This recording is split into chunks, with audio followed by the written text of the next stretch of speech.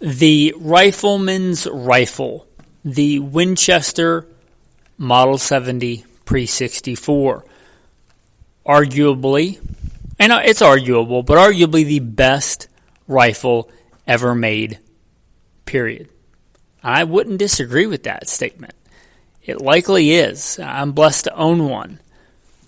That said, they are highly coveted, highly expensive, usually, rifles. They just are. Some of them getting up to a really, really substantial amount of money.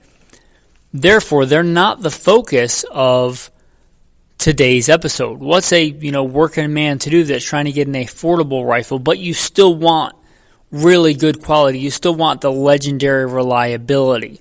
Well, dear listener, I may have some solutions for you in this episode.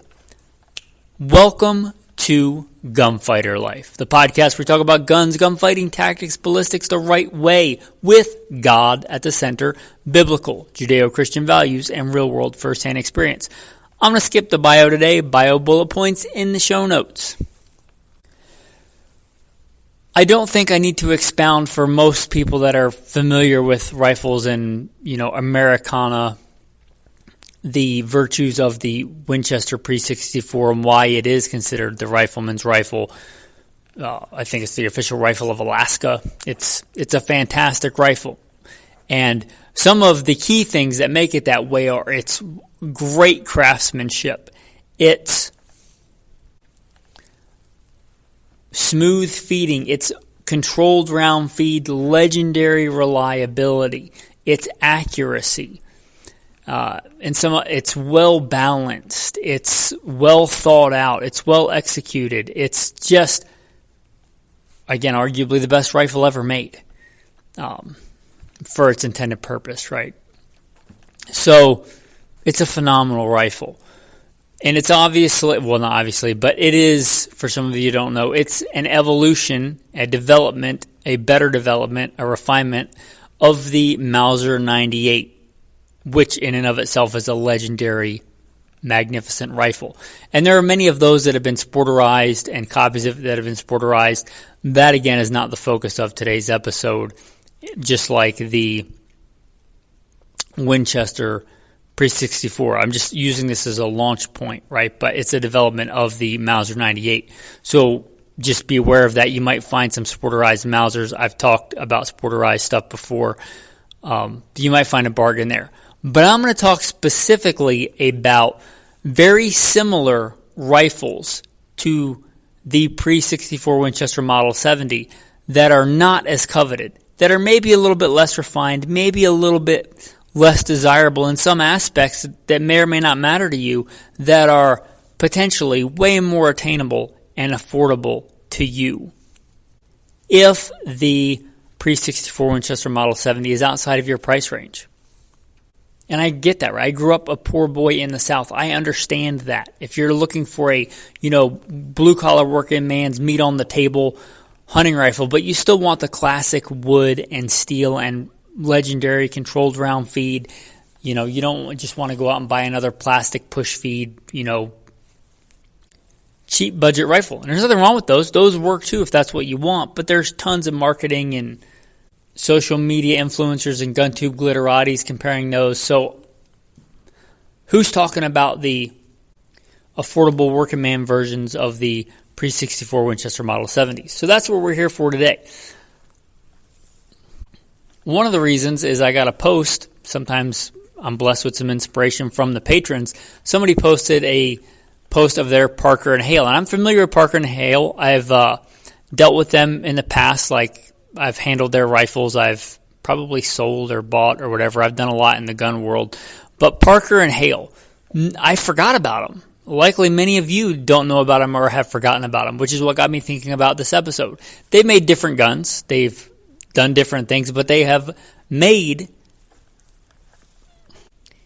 a rifle very similar in appearance, in attributes, to a Pre-64 Winchester Model 70, based on a Mauser design. It is a good controlled round feed rifle. I've never owned one, but the patron that seems like a pretty avid shooter, I can just tell he knows what he's talking about by his posts and his loading data and stuff. He said his is a shooter. His touches rounds with his hand loads. These are a controlled round feed, wood, classic blued steel rifle with that old world kind of craftsmanship. I've handled the rifles. They are good quality, good craftsmanship. I don't know if they're to the level of a pre-64 Winchester Model 70, but they're very good. They're very, very good, and they're not highly coveted. I just checked at some prices on looking at used ones, and they're nowhere near the cost of a pre-64 Winchester Model 70. Again, that's Parker and Hale, Hale. You'll find them in 30-06, you'll find them in 270. There's likely other calibers, but I mean, what do you need to do that a 30-06 won't do, right? Probably not much. So the Parker and Hale, I don't know if they all do, but some of them will have scope mounts already, so you can mount a good modern optic on there. And one of those rifles with a good modern optic will take anything in North America. They're fantastic rifles. The next one I'm going to talk about, lower down on the quality. They're not to the quality. They're not even close, but they're decent quality. They're okay quality. And that is the Zastava. Now, Zastavas are made in Serbia. Serbia is not Turkey, if you don't know your geography or your geopolitics. Serbia is a Christian nation. Turkey is a dirty, disgusting Muslim nation that wants to kill you, cut off your head with a dull knife, and take your women. That's what Islam has been doing for 1,200 years. Serbia is not Turkey. Serbia is a Christian nation. It's a European nation. It's a decent nation by all accounts, so I've got no problem promoting Serbian stuff. This is Serbian Zastava. They've been around a while, and we've imported them over different periods of time. The Serbian Zastava is a hunting sporterized version of a Mauser 98, and it's not bad. It's not going to win any beauty contests. It's not going to win the elegance. If you handle one next to a pre-64, it doesn't have the fine fit and finish. It doesn't have the smooth, elegance and panache of a pre-64 Winchester Model 70. But it's still a good, decent hunting rifle. It's still a good controlled round feed wood and steel rifle. I saw one in a local gun shop the other day, and I thought about buying it for my wife, for a hunting rifle. My wife's getting into hunting. She really enjoys it.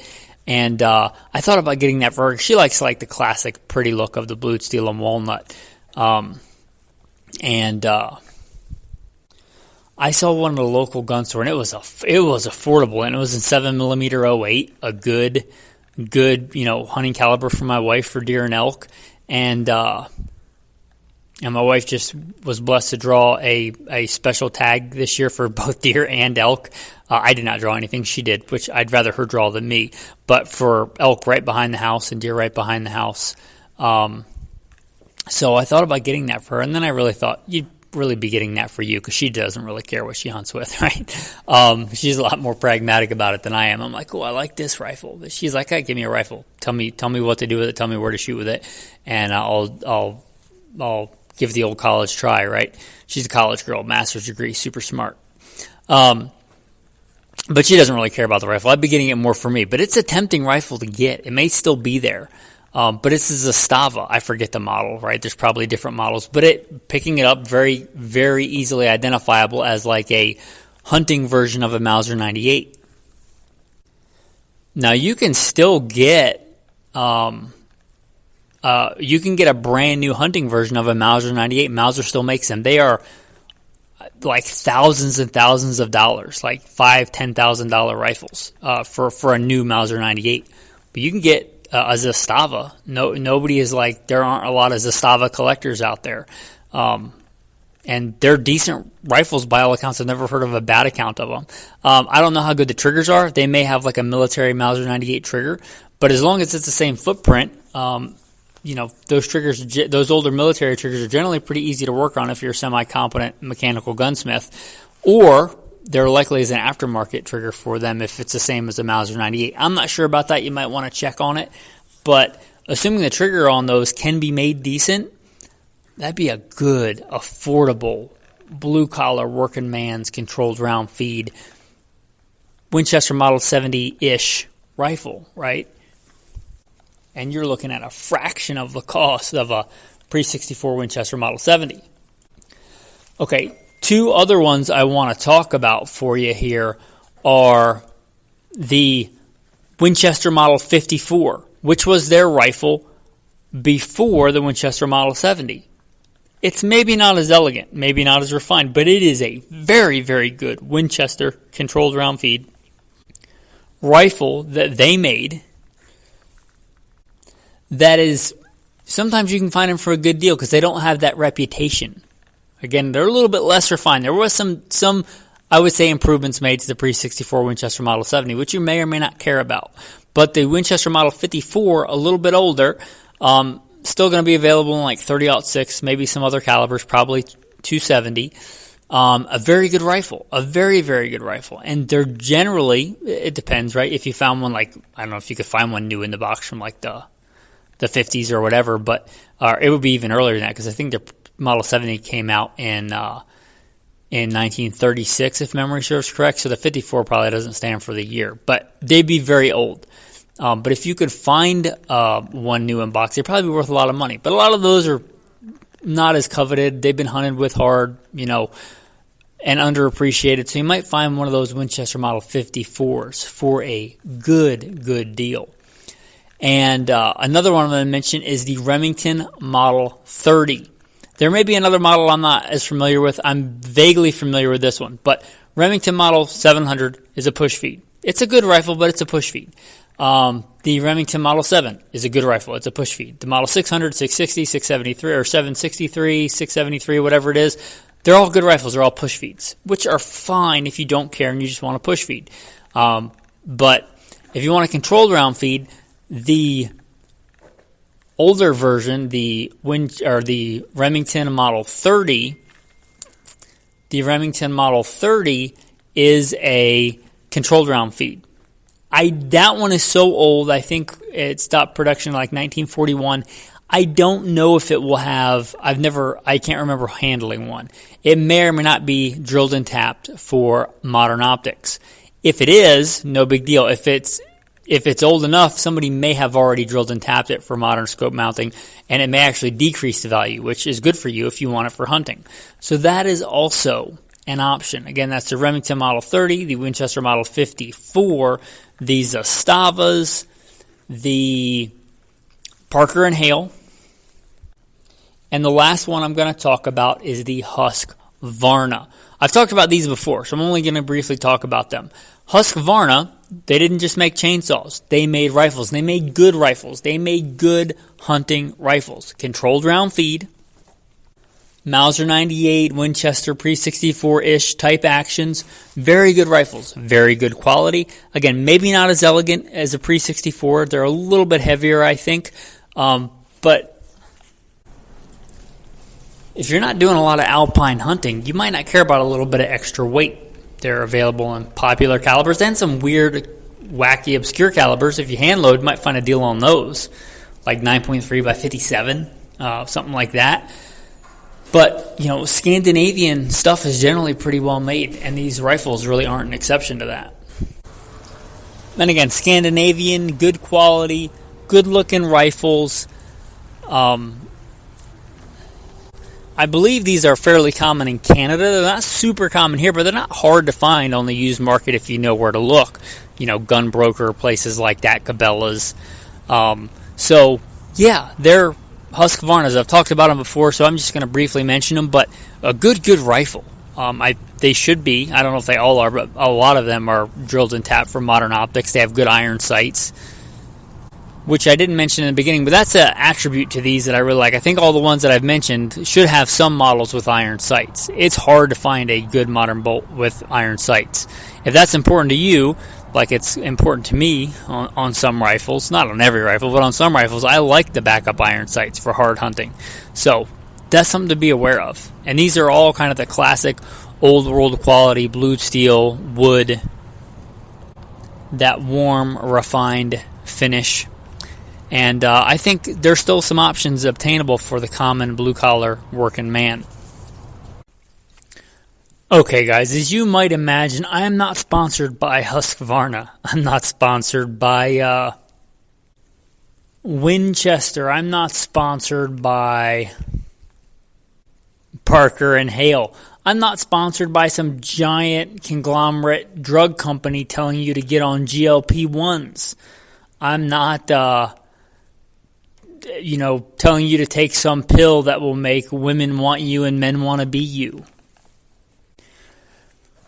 I'm doing this podcast because I want to help you. Today's episode maybe help you find a good, classic, affordable hunting rifle. Hopefully I help you with more important things than that.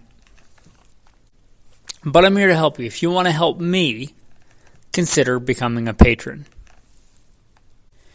There should be a Patreon link in the show notes. There's a bunch of cool insider stuff on there. There's a lot of content on there that's just not on the podcast. If that is something you would like to do, if that's something you feel led to do, is support the podcast. I think the lowest tier on there is $5 a month now. It used to be less, but Patreon itself bumped that up. By all means, if you're struggling to feed your family, you cannot afford $5 a month, then listen for free and don't feel guilty about it. But if you want to support the podcast and you can afford $5 a month, consider it. Again, there should be a link for Patreon in the show notes. Okay, you guys that listen regularly probably know that there is usually like a tactical tip a lot of times. Instead of that, today I'm kind of going to do a tactical segment on advice on buying used guns, used rifles that you could apply to this type of gun or other types of guns that you might want to buy used. Okay, a couple of things to look for if you are looking at a rifle, its condition. You look at the action. If it's this case a bolt action, it could be something else, right? It could be like a Glock. But you look at the action and then open it, close it, and then look for wear. Once you have a decent amount of firearms experience, you can tell light wear from heavy wear. If you pretty much see most of the bluing, like on a bolt, or inside the rails in the receiver, and most of the bluing still there, that gun probably has not been shot a lot. Right? It's a pretty good indicator. It's possible it was like re-blued or something, but that's pretty rare. So you look at that. A big one on these old rifles is look for the end, the muzzle end of the rifle, and look to see if it looks like it was chewed on by a rabid robot dog. If it looks like that, probably pass on that rifle unless you know how to recrown a gun. I know how to do that. I have a recrowning tool. I just recrowned like a $2,000 rifle. But if you're not going to recrown, or if you're looking for a cheap gun, you're probably not going to take it to a gunsmith to have it recrowned, right? Because that's expensive, or could be expensive. But if it looks like a robot dog chewed on the muzzle, probably pass on that rifle. It was kind of a custom in yesteryear when people either didn't know or didn't care. They would carry a rifle like muzzle down in the truck, and it would just bounce around on nasty gravel and sand in the bottom of the truck or whatever and just chew up that muzzle. And the concentricity of the crown of the rifling is super important for accuracy. So if it looks, again, like a bunch of the bluing is worn off of that muzzle, it's got nicks and dings in it on the muzzle end of that rifle, you might want to pass on that rifle. So that's something to be aware of. It's fairly common on those older rifles, sadly. It's one of the most common things I see where I'm like, I was interested in that rifle, but now I'm not. So that's something to be aware of. Other things you might want to look for that might help you if you're looking for a shooter, you're not necessarily buying these guns for collector value. Modifications oftentimes will hurt the collector value. But if you're getting a, put meat on the table type gun or just a shooter, you probably don't care, right? If somebody carved their initials in the stock, that's not going to make that gun shoot any worse. Right? What do you care? Carve your initials underneath it. Kind of a cool tradition. Somebody put a bunch of notches in the stock for all the bucks that they killed over the years. That's not going to make it shoot any worse. Do you care? Maybe you do, right? If you want it pristine, you probably do. But if you don't care, then you don't care. And it's likely going to knock down the value of that gun. So a bargain for you, right? Something that may hurt the gun, may hurt you. Cracks in the stock. Now, if it's like a small crack around like the toe of the stock, like the bottom corner of the stock, that's fairly common. That's probably not a big deal. May save you a ton of money because it looks bad, but you can fix that with some wood filler usually and some other stuff. But I'm talking about like a crack in the stock that's common where the wrist of the stock is, like where it gets thin from the receiver to the wide part of the stock where you grip it, where your hand grips the gun. If you got a crack there, even if it's a small like hairline crack, that could become an issue in firing in use. So that could be an issue. And a lot of these older guns, it might be a chore to find a stock that actually fits them. You may not even be able to.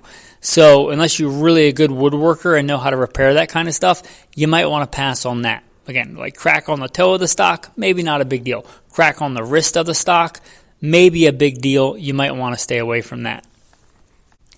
Iron sights, if that's important to you, then look for one with iron sights. That's a no-brainer, right? But a lot of these guys back in the day when scopes were becoming common, they would just knock off the iron sights.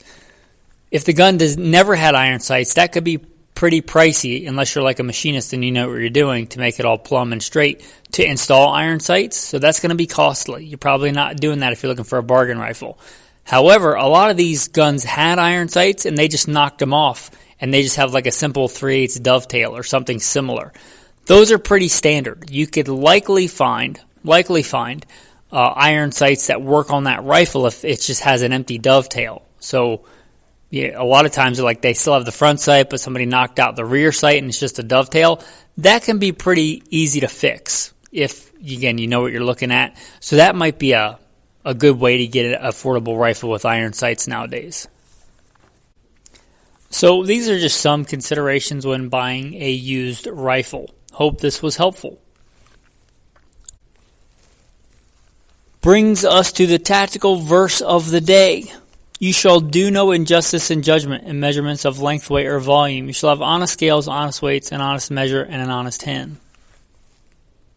Also another verse, you shall not steal, nor deal falsely, nor lie to one another. All right, let's think about this in context of today's discussion. There is nothing wrong with getting a good deal on a gun.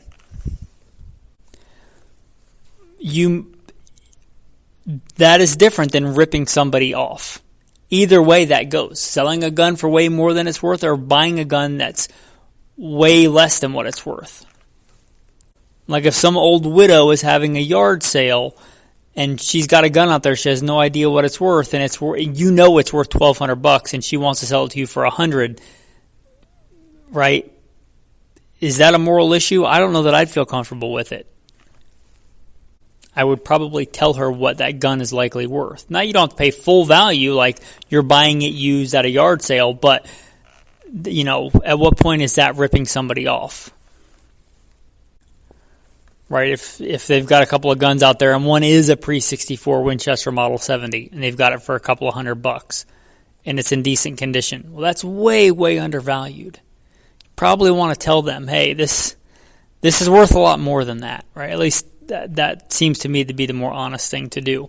Anyway, with that, I appreciate you guys. I appreciate you listening, and have a blessed day.